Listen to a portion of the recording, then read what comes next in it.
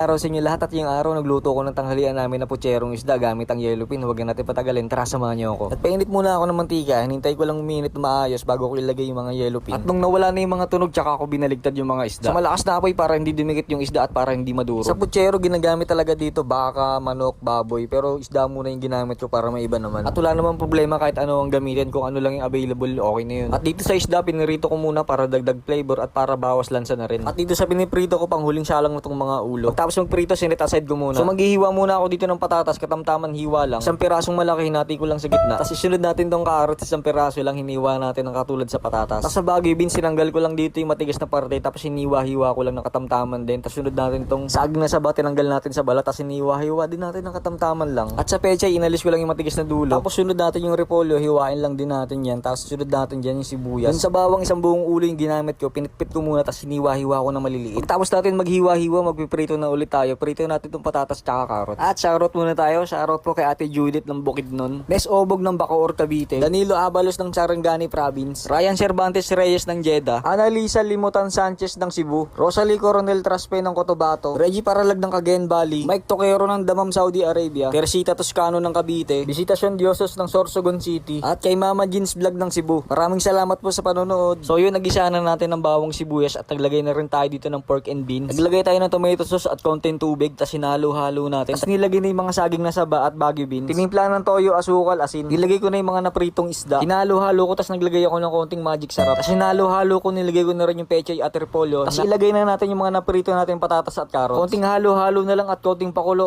okay na to mga tol. At kung nanonood ka pa rin hanggang ngayon, paki-comment naman kung taga saan ka para mabati naman kita. Okay, salamat.